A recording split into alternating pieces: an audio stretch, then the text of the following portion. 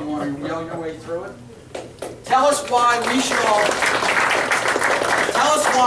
use Carroll Engineering for all of our engineering needs. Because we're the major sponsor. Exactly. The short answer. Now, I'm Tom Gokowski. I'm president of Carroll Engineering Corporation. We're a civil engineering and surveying firm headquartered in Warrington, Bucks County, and we have been involved with the chamber, gosh, probably since the 70s. We are very proud to be the major sponsor for this event. Scott promised me better weather for the tour on Sunday. You're getting it. And as Scott had indicated, we've got quite the panel of speakers here. I'm looking forward to hearing their presentation, and thank you for coming. Thank you, Tom.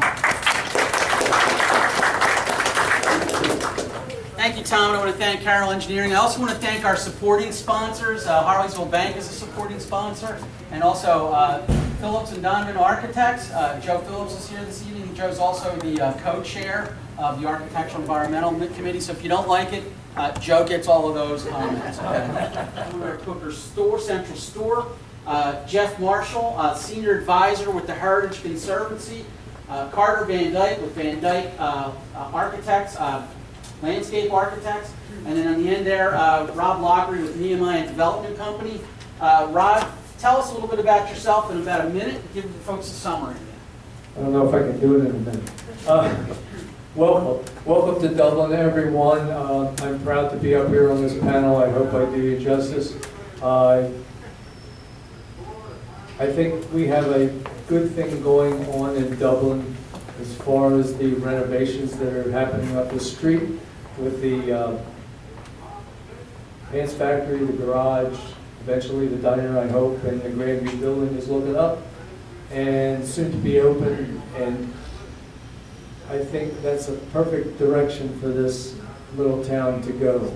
We want to see, hopefully at some point in time, where we can make Main Street walkable, get people from the square and get them downtown to the south there, to the big intersection, and maybe we'll have stores and opportunities and the hotel and things like that that may come to fruition, and maybe we can make this thing grow. Thank you. Thank you, Rod. Rod also probably, did you mention you wrote the book? No. Okay, you wrote the book. Jeff? Hi, I'm Jeff Marshall. Until a few weeks ago, I was the president of Heritage Conservancy. I am now semi-retired, but I've spent the last 45 years or so helping people identify and protect the special places in Bucks County. Whether they're special because of their natural features, whether they're special because of their history, whether they're special because of their beauty. That's what I have, made a career in doing. So I'm very lucky to have done that. Specifically, I was involved in identifying some historic resources in Dublin. Over the years, Heritage Conservancy, when I was involved with that, we've done over 40 National Register nominations and protected a lot of historic resources from unsympathetic alterations by government agencies and others. So that's why I'm here to talk about what it might mean for those who care about that. Great, thank you, Jeff. Good evening, everyone. It's a pleasure to be here. And I guess, can everyone hear me? My name is Carter Van Dyke, and I'm the founding partner of Carter Van Dyke Associates. And as DVRP often says, we're sort of the go-to firm for doing downtown revitalization. And we have done throughout the Delaware Valley, Keswick, Ambler, Gladwin, Upper Darby, St. Peter's Church in Chester County, Chester, as a matter of fact. I mean, all over the place. And it was our pleasure when we were chosen to do something close at hand here in Dublin. And so we started this project in 2012, and it was finally adopted in 2013. And it was all up through a grant through economic development committees, and so it was the first thrust was really economic development driven. But there are a lot of nuances to this, and then I'll be able to go through that more detail later on. my pleasure to be here. Thanks Thanks. for inviting me. Thanks, Carter. Good evening, everyone. My name is Rob Lockery, and president of Nehemiah Development Company, but more specifically, and the developer of the Dublin Town Center, along with my partner, Steve Gilmore, and live not too far from here, just up in Bedminster Township. Spent a little bit of time in the elected official world as a county commissioner, but before that, sort of kind of throughout it, had been very involved in real estate development, particularly with economic development and community revitalization. So I spent a lot of time working with small towns, the Bristol boroughs, the New Hope boroughs, Morrisville borough, and a lot of places, and that's kind of always where my heart has been in terms of infill development, redevelopment, and opportunities to help a community grow. And that's why we decided that a great place to do that would be Dublin.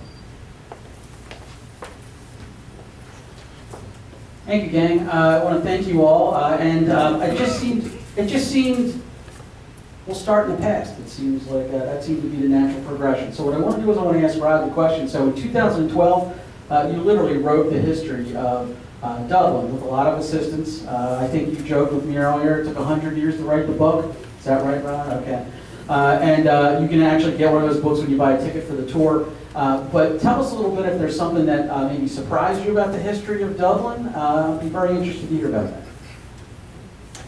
Well, as far as surprises, this book was assembled by many, many, many hours spent with the Dublin Historical Society, meeting up in our store there at Cookers, and it was actually an assemblage of a lot of notes and interviews, and we interviewed people in town, and I had a bag full of pictures that I got from my grandma's closet. And that started all the photos. If you get to Cookers on Sunday, which I hope you all do, that started the whole photo thing with the Dublin Historical Society. And someone had to write the book. And the borough came to us as a historical society and said, would you be able to put something together for the 100th anniversary? And I said, we could try to do that. And I took it back to the membership, and they said, well, 100 years, gotta be 100 pages. So that's what we strived as a goal, and we accomplished that goal. As far as surprises along the way, too numerous to say. A lot of stories, a lot of local lore, things that you had to, like, you would get a story here, then you get a story from someone else that was different, but it was out the same subject. So you had to kind of dissect that and try to figure out what was what and who was who. And it was just a very interesting task. And I still have enough material, I think I could do a 200-year job if I'm around. You're hired. You're going to want that fee up front, aren't you? Probably. So that's kind of the story with the book. Any questions? Now I'm going to give you all a chance to pelt these guys with questions later, okay? But I'm going to give you my questions then. So go ahead. So what have been some of to you? What is the biggest change in the last 100 years in the borough? Oh, growth, I would say. In the mid to late 70s, we had major growth here as far as apartments, condominiums, single townhomes, that kind of thing, which made the borough go after the sewer system, the water system, that kind of thing. People in town at that time, I was around to listen to my parents and hear all the evasive things that were said about, oh, they're putting apartments in, they're putting sewer in, it's going to cost us money, all that kind of stuff. I heard all that in the 70s.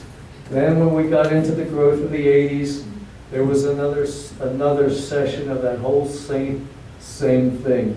And here we are at 2021 with growth up the street, and there's still that same paragraph of stuff that's that was around in the 70s. It's just a shame that that has to happen, but I think we're going in the proper direction up there on Rob's project.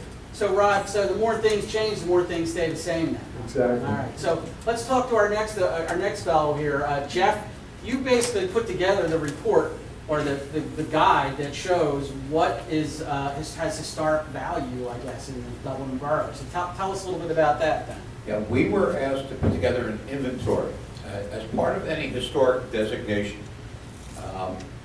you have to inventory what's there. And for those people who are not familiar with the process, a property could be individually eligible, or there could be a historic district. And so a historic district, by its nature, is a collection of individual buildings that maybe individually don't have outstanding merit, but collectively they tell a story and they're worth preserving. And so the first step in doing that is to list what's there, and the federal government has a criteria to be contributing to a historic district. You have to be over 50 years old and still have to maintain your architectural appearance, or the term they use is integrity. So we just did an assessment of all the buildings, whether they're 50 years or not, old or not, and whether or not, because of their appearance, they contributed to the potential historic district.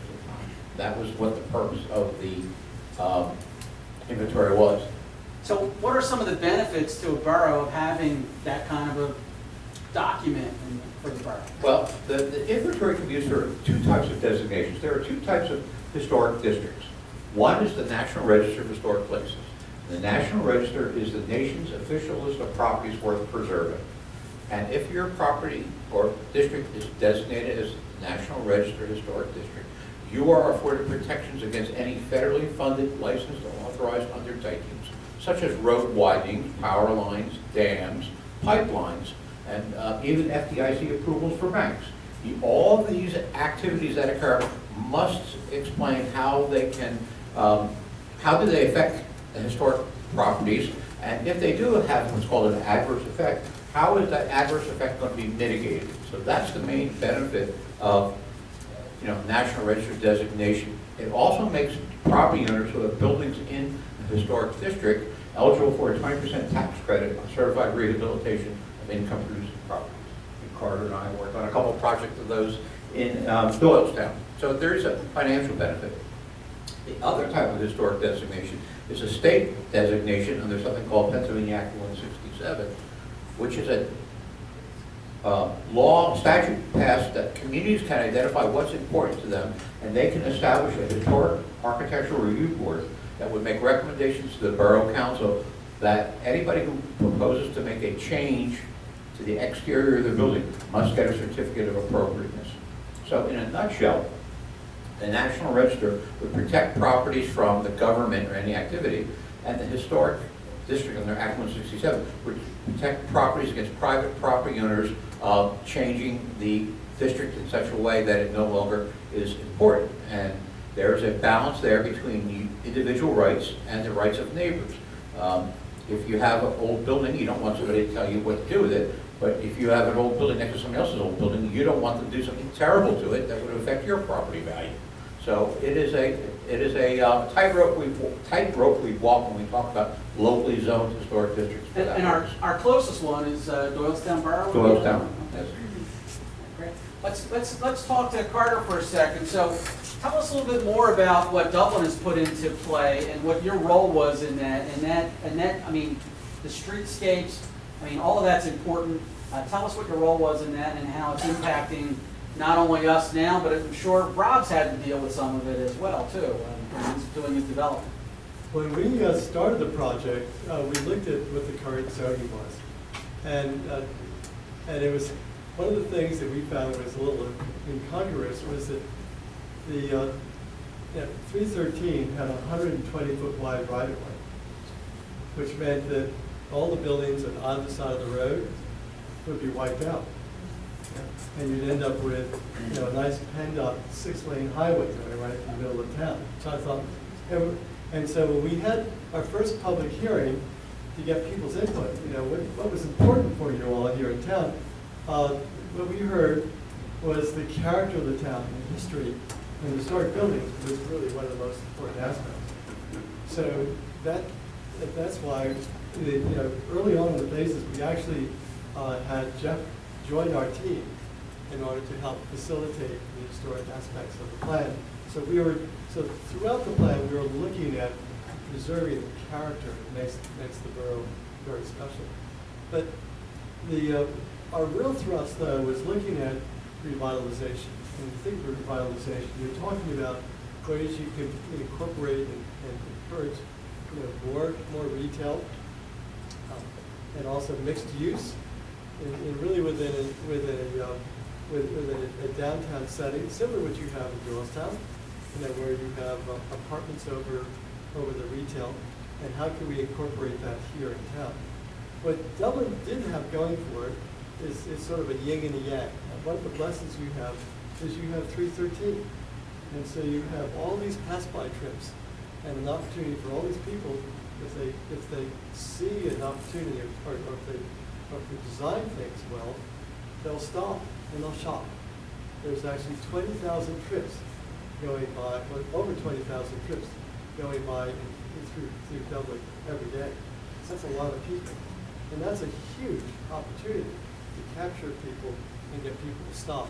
And so in order to do that, what you have to do is create the perception that, a number of things. You have to create the perception there's an easy place to park, number one. Number two, you have to bring all these stores up to the street, close to the street, so people can actually see inside shop windows. You know, in our analysis, there's only one store that really met that criteria, and that was Great Sea Grills, you know, with their beautiful shop windows. You know, so that was a whole other conversation of how we develop design standards to create buildings up to the street to encourage that. The other thing is, we realized, you know, make a town work, it had to be walkable. It had to be a place where people could walk and not feel as though they have to get in a car. And we're dealing with a community that has been historically pretty auto-centric, you know, car-related, but yet at the same time, once you got off the main drag, we had great walkable neighborhoods. So the question is, how do we make those linkages to our downtown? So that was part of the focus of the plan, is to really increase walkability. The other aspect is then we had to work with PennDOT, because, you know, 313, you know, is basically it's our asset. It's also, you know, the little devil in the box, right? Because it has good aspects and bad aspects. And so, you know, from my travels and working, and most specifically in Europe, where they have intelligent ways of handling these things, and also because of the work we're doing in numerous municipalities and our experience working with PennDOT, and we've learned that PennDOT can be very reasonable if you know how to speak their language and know what they're looking for. And so part of the plan, which is hopefully going to be later phases, working with people like Carroll Engineering, I had to give you a plug. Thank you. And is to start thinking about reinventing, you know, 313. So doesn't feel like a highway, it feels like a village. And what we discussed with, and it's in our plan, was a number of things to make it seem more walkable, more safe. And so as you go from the eastern part of the town, which is the historic aspect of the town, there we looked at actually widening the sidewalk a little bit and putting in street trees, which initiates traffic calming and also creates a little buffer from the pedestrian and the traffic. And even though we're only widening the area about 2 feet, but having street trees there just is enough to create a feeling of safety, which is really important to make it more walkable. On the western part of town, there's a number of things. We had basically from Elephant to Rickards Road, we had one block that was 2,000 feet long. Right? Think about that. That's not pedestrian friendly. And so in this plan over here, which implements our plan, we broke it up into blocks. And so now we have street corners. And when we turn into those streets, those are all what we call neo-traditional streets. They're streets with on-street parking.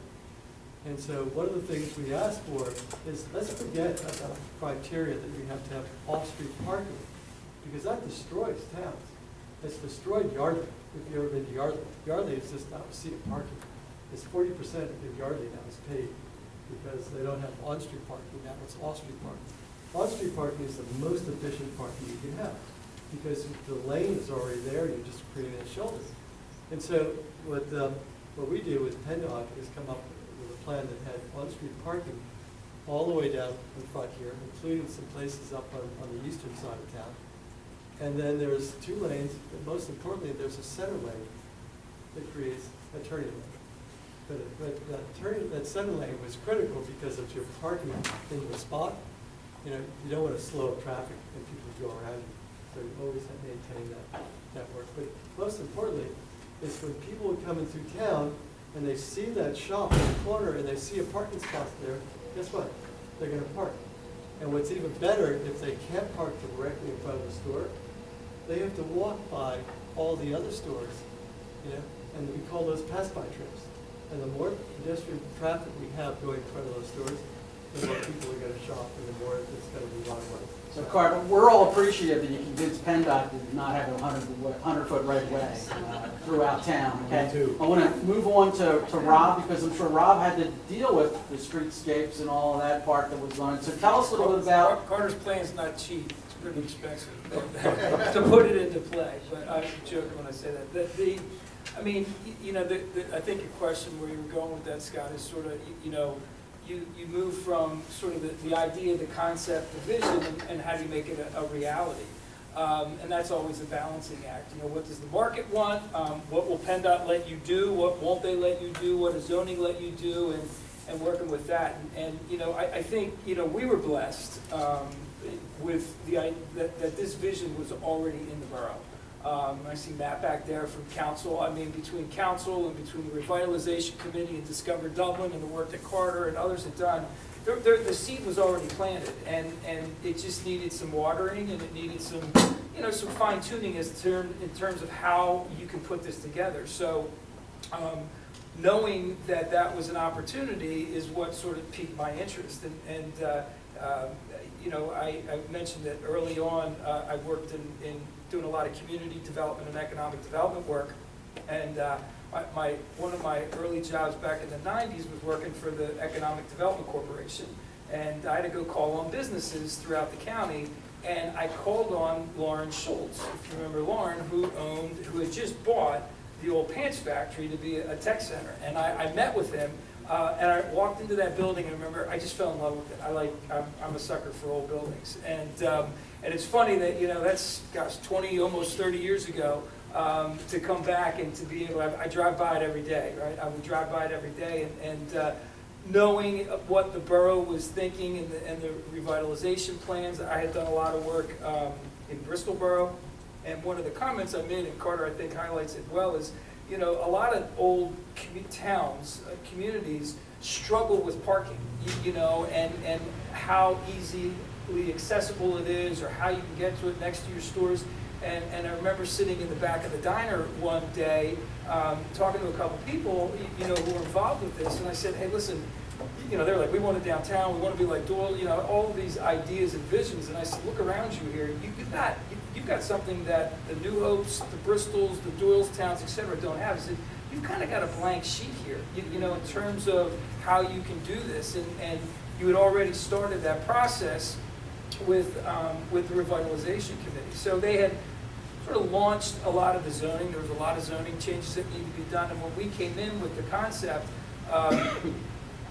which I can't even believe it's 5 years ago this month, that we presented the sketch plan. And, so that's 5 years ago. You take 5 years before that, you get an idea of how long things like this happen. But the point is that, we just didn't come in and say, hey, we got this great idea.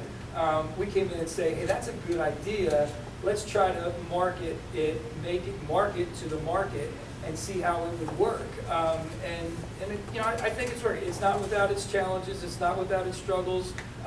We are putting in a center lane on 313. We are putting in a new traffic light on 313. The road in the back will eventually be connected. That's sort of like their bypass road.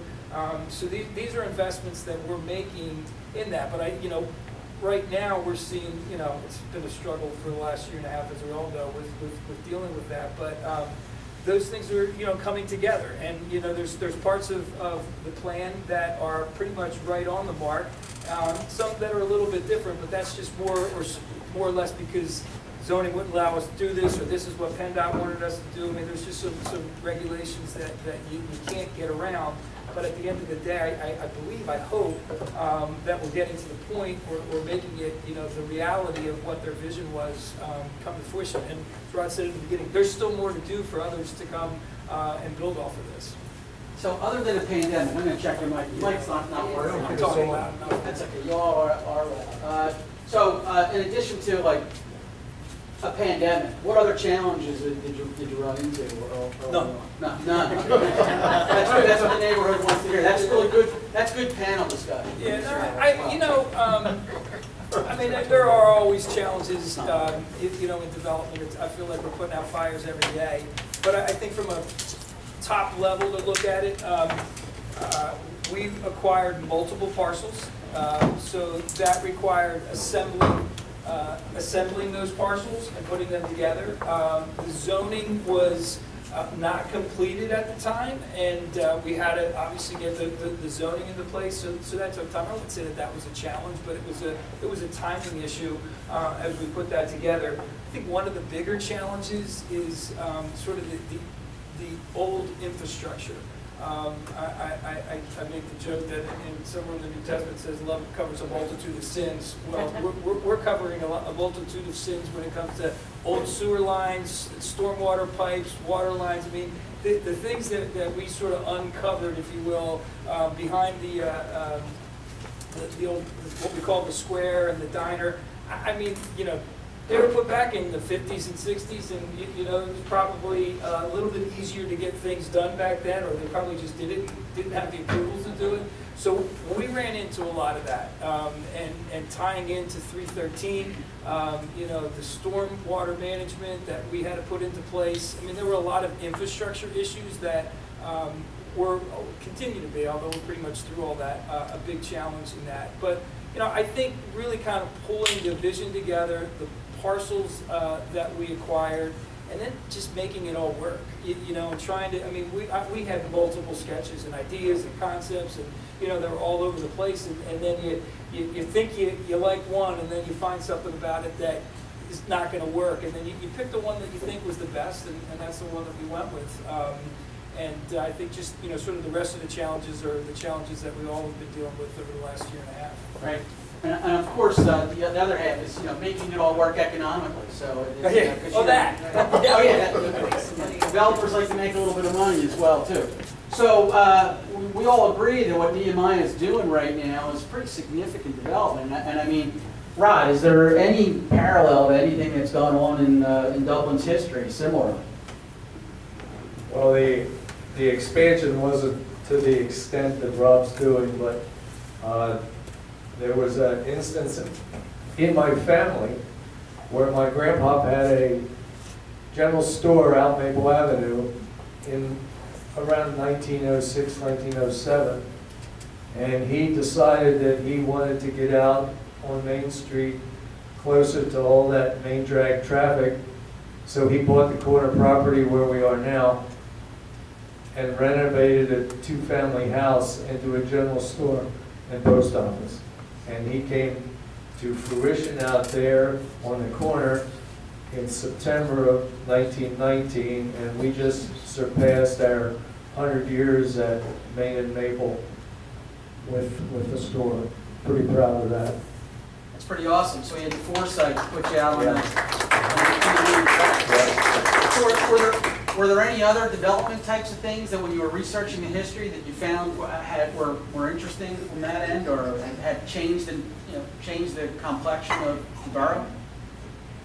Different things we found, not necessarily in expansion and building, but we did find places where different stores took on different lines in order to handle more want from the people in town. At one point in time, the 30s, 40s, 50s, 60s, There was 4 operating general stores in this town. Everybody survived. And that's because you were born in Dublin or surrounding. You were raised in Dublin. You went to school in Dublin. You did your church in Dublin. You probably worked in Dublin. You didn't have to leave town. And that's how this nucleus of this town stayed together and stayed stable. It's hard to describe, That's pretty awesome. but proud of. It is certainly something to be proud of. So you talked about your father, Grandpa moving into town. Any other examples of others shifting locations? I love how you tied in. A lot of it was what people needed. So if there's Not that I can think of. We're a pretty well-versed town as far as having people that work on lawnmowers and people that work on tractors and people that work on cars and garages and that kind of thing. We have an excellent fire company that does the most amazing community services. And it's just hard to pick certain things. I'm sorry. No, that's okay. That's okay. If you want more, you can always read the book, right? I think Jeff, we're talking about history here, and one of the things that this is a lot of what you do is, so why is knowing that history important to a town?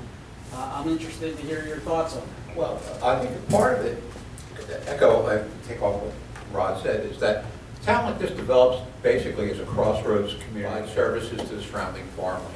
And then there is a general trend where farmers of a certain age get too old to farm, and they move into town to stay near their family and friends and their church and the schools and the stores. So there's that level. This captures the stories of a lot of people. Every town has got history, and what we try to do is try to figure out the difference between something being historical, which means old, and something being historic, which means important in history. So there is a distinction when historians talk about use those two words. We don't use them interchangeably the way most people do. So certainly it's a historical town. There's certainly old buildings everywhere. So what makes it historic is a collection of architectural styles, the association with the different people, the different public and private agencies and groups, and firehouses, to all the different types of community activities that made it important. And again, the people who live here. This is the last remnant of the people who came before us. And at that level, it is worth preserving. And what we often try to do is, as we move forward, and every community must be sustainable, and every community changes and grows, is not to throw out the baby with the bathwater. Keep what we call the character-defining elements of the community, what makes it special, and make sure that those are not eradicated as part of the economic development of the community. We all know that economic development is important, but it's historic preservation shouldn't suffer at the altar of economic development, in the sense that in the long term, what makes a town unique, what makes it special, is perhaps its charm, its authenticity, its historic resources.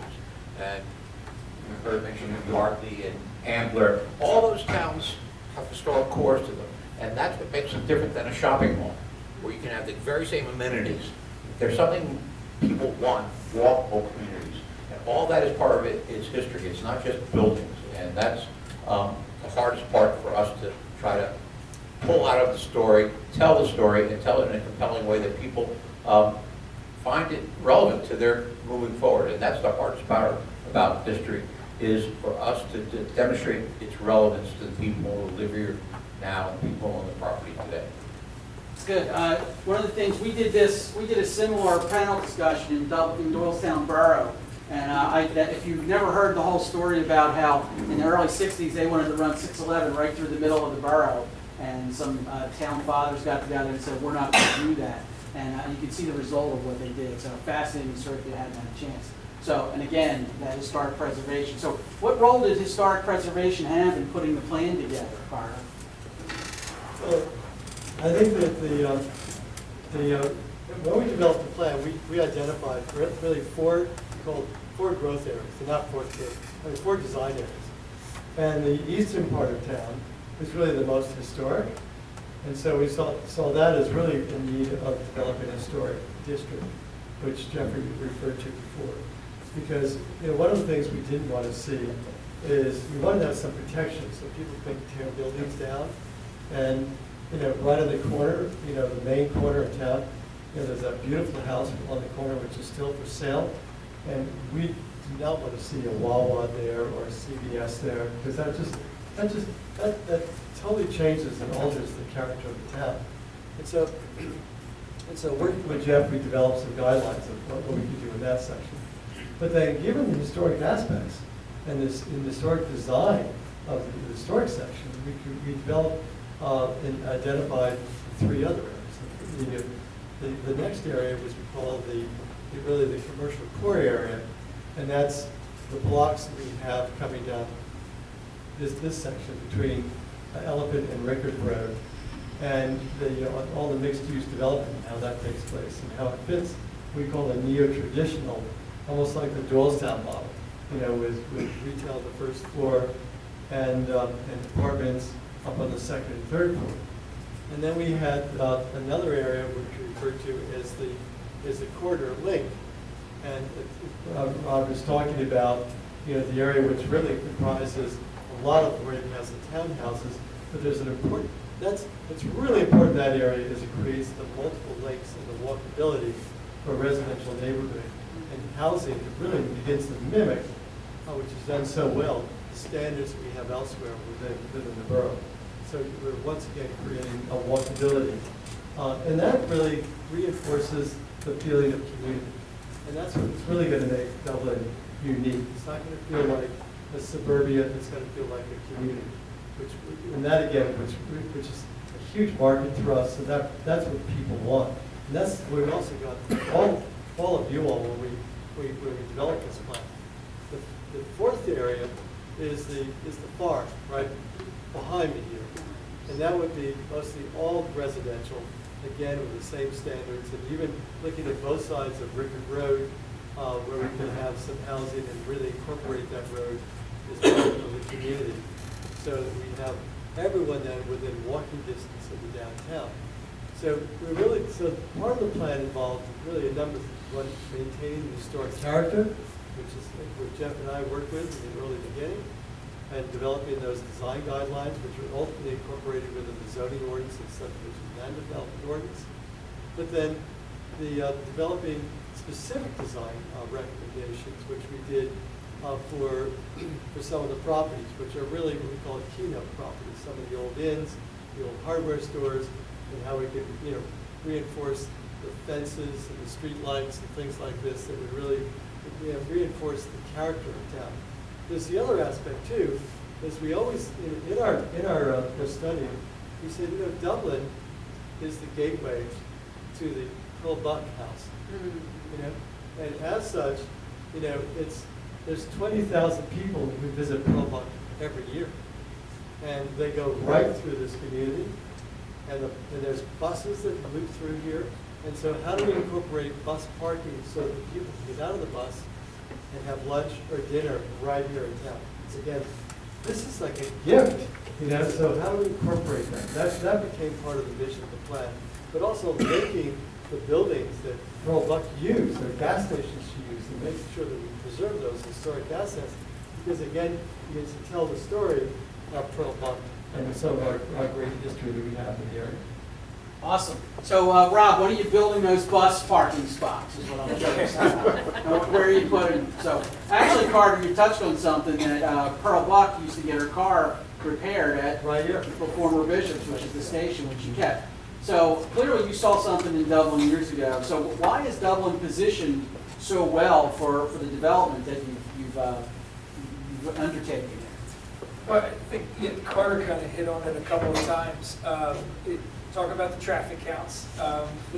Those numbers have increased through the years. The growth that's happening in Bucks County, you know, I mean, not to go into long history, but it's pretty simple, right? Lower Bucks, Central Bucks, and it's coming up to Upper Bucks, and what's happening is it's also being pressured from the Lehigh Valley and 663. And so you're coming to this point where, 313 is the only connector.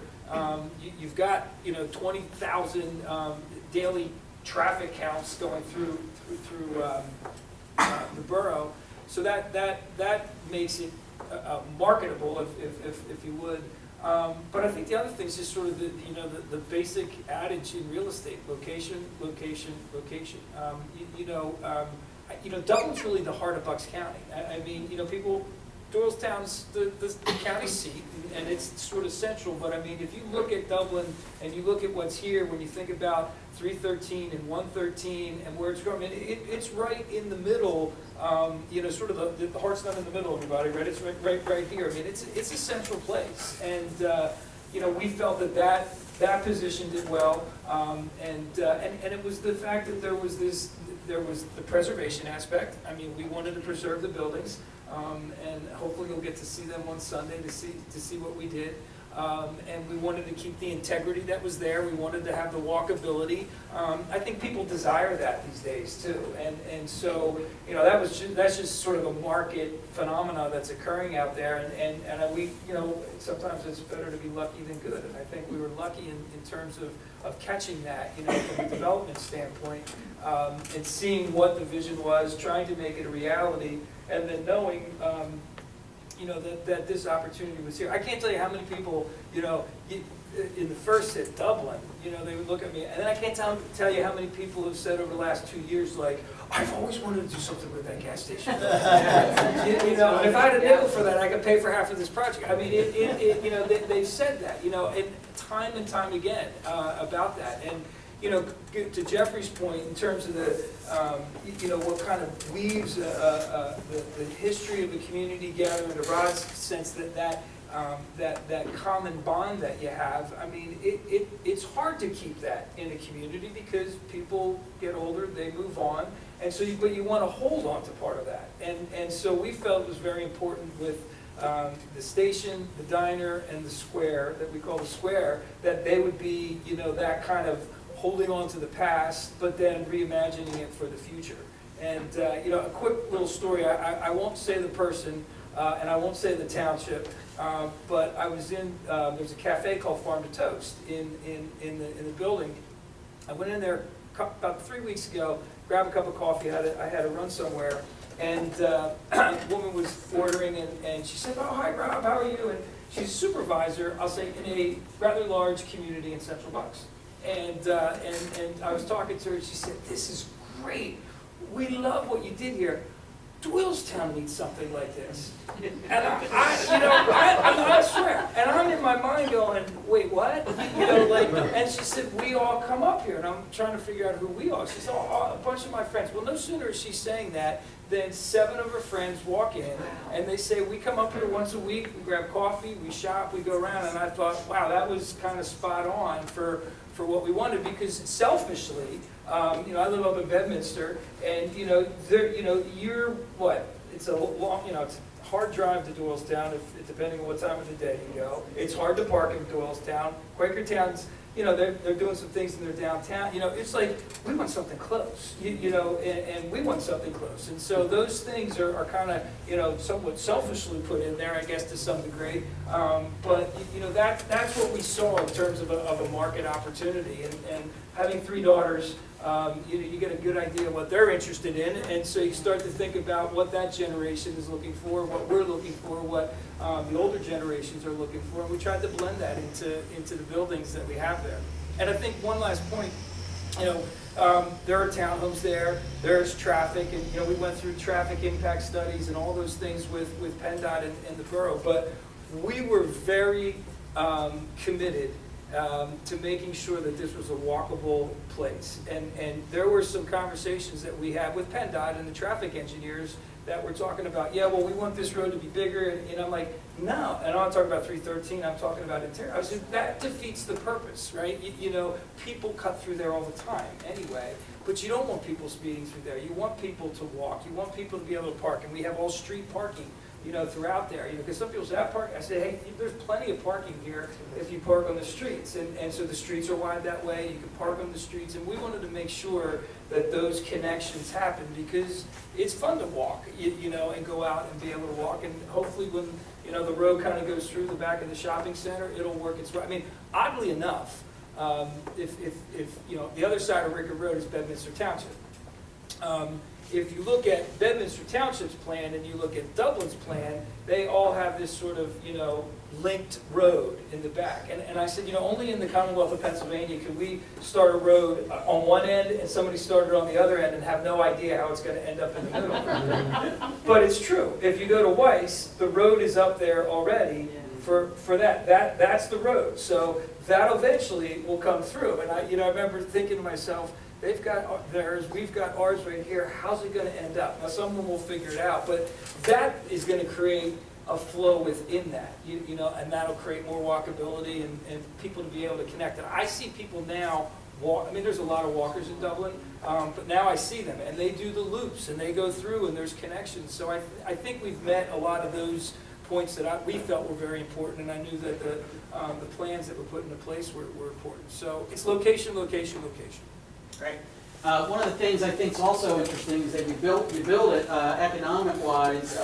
How do you attract tenants? Take a minute or two to address that, because it doesn't work until you have great ideas to build things. I mean, this is it's kind of amazing. It's a blessing. This is nothing against real estate brokers. But we didn't use one real estate broker. We're 100% leased up in the square, the station, and all the commercial spaces in the mixed-use building. And so we have a waiting list for people that want to come into the square. We've got people that call for retail space, office space. I don't want to say all the time, that's an exaggeration, but we probably get a call, 2 or 3 calls a month for that. We've got a waiting list right now. So to answer your question, I learned a long time ago from a mentor of mine doing economic development. There's a line at the end of The Wizard of Oz, and when Dorothy says everything I needed was right here in my own backyard. And that's an important principle when you think about community revitalization and economic development. I mean, everything we need is right here in our own backyard. And so we took that principle and took a look at the square and said, you know what, this building has tenants in it. When I see one of them in the back there, Freedom, we had something already and we wanted that to grow. And so there were some tenants that were in that building that weren't going to be part of our vision, and there were others that were, and probably half stayed that were in that building. The half that stayed, God bless them, because they worked right through all of our construction. Some were in their place, some were out of their place, some were back in their place, but most of them all grew. So you started the day with, and believe me, I mean, Frida's in the back, she can attest to this. I came in with this little picture and said, this is what we're going to do.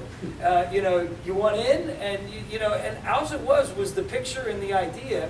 And they said yes. And so right there we grew, right? We had that already built in. We had people who believed in the vision, wanted to stay there. They knew all the attributes of the location. And so that helped us grow right off the bat. And then, one of there's 2 superheroes on our team, and they're a husband and wife, but Jess Jackson, she's got one of the stores there. Her family's an investor in this project, and her network is unbelievable. And so she got into using her network, and next thing you knew, one person said, "Yeah, I'd like to be there." And another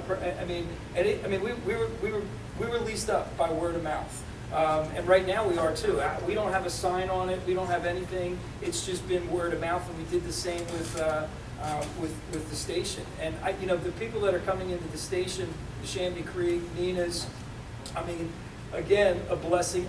We kind of memorialized those deals 3 years ago. 3 years ago. And we were supposed to have everybody in last year, Yeah, we were supposed to have a tour last year. Yeah, and so, I think it's relationships, it's networks, and a lot of people saw the vision, and honestly, they hung in there with us, which I'm very grateful for, but it was sort of the organic growth of the tenants that were there, their connections and, you know, some of the people that we worked with just to fill that up. Nice. What makes me wonder, in 100 years, who's going to write the book on you, Rob? That's what are they going to say? I wanted to go What back. book I would be in 100 years. We can all start writing it. Rob, you can start that. Get that Section done. You can do that right now. So, Ron, I love going back into history. We can talk buildings and streetscapes and stuff, but ultimately it's the people that really make the difference. And one of the things I think is really awesome in your book is, you know, you've talked about some of the people and what they brought to the history. We are doing a tour on Sunday from 1 till 4. You probably heard that once or twice. You'll hear it a couple more times, okay? But we did a dry run last week, and one of the things I found interesting is there's a plaque in the ground at the Dublin Borough. And I wanted Rod to tell us who that is and why that was put together. And I just found it was interesting. The plaque is for Clarence Tiny Schmel. And Tiny Schmel and Joe Phillips could probably verify this, was probably 5'6". Hey, I'm 5'6". I'm sorry. And I get shorter every time I Anyway, go to that's, the doctor's office. that's part of where the tiny thing came from. But anyway, Tiny Schmel spent 20 years in borough government, most of them being president of borough council. And there wasn't, according to everyone in town, every mark of that age group, and now we're in the 60s, there wasn't any project that Tiny Schmel was headed towards or given that Tiny Schmel didn't complete. And when he passed away, the council felt that he deserved more commemoration than his normal resting place up behind the church. So they put a marker stone by Borough Hall. And Tiny, by the way, in his shorter statue, always did play Santa Claus at Christmas time. And So Tiny probably had the girth going. Tiny had to go home. That was okay. Something we look forward to as kids. Tiny giving you that box of chocolate candy, which you don't see that happen too much. A full box of chocolate candy and an orange every Christmas. He was our Santa Claus.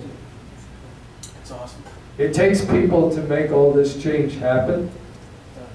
It does. And they have to be dedicated to the change, and they have to have the vision of what the change is going to do for them later down the street.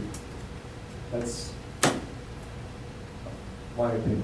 Well, that, and so a community, they have buildings, they've got architecture, streetscapes, but they live in them. And so throughout the years, there have been many different community activities that have taken place. You want to highlight one or two of them, Rod? That Well, I can tell you that most of the activities that happen now are surrounded by this property here.